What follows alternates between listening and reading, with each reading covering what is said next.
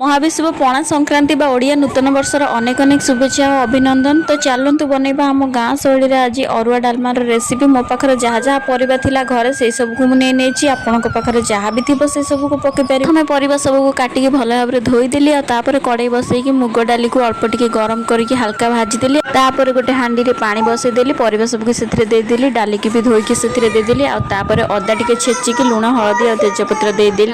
तापर हल्का गोले देकी घोड़े दी किसी समय फुटिया छाड़देली। डाली सीझीगला ओल्हेदेली। ओल्हे देकी हल्का जीरा लंका टिके अल्प टिके भाजीदेली। जीरा लंका भाजी सारा पर ओल्हे देकी सेठी बसईदेली भात हांडी बसई देकी से घी तेजपत्र जीरा को पकईकी पानी जी चाउल नहीं तार डबल देदेली। तापर लुण हल्दी पकईदेली। पानी फुटिला पर चाउल को धोईकी रखी पकईदेली। भात फुटिला पर जाल को पूरा कम करदेली। आपर किसी समय भितर ही मोर भात हो जाता। एवं आम डालमा को छुंक दबा से सब जिन रेडी कर देती। फास्ट घी पकईदेली लंका और फुटण टे पकईदेकी डालमा को देकी छुंक मारदेली। आ जीरा लंका जो गुंड करके रखी ताकू देदेली। आ लास्ट टे धनिया पत्र दे गोलेदेली। एबे आमर अरुआ भात डालमा तो रेडी हो गला। ता सहित खट्टा नहेले केमती हम से खट्टा पे आंबुल कंचा आंब आउ खजूरी कोली भी घरे थिला। से मुझे जिनस जहाँ घरे थिला नहीं गली। आउ खट्टा भी बनईदेली बढ़िया से। बहुत सिंपल आज सब रोषे करी कहीं पियाज रसुण जेहेतु पड़ी नाला से खटारे भी किसी पड़ नाला। खाली भृषंग पत्र छुंक टिके दिया। आ लास्ट रेडी हो गला आम स्पेशल।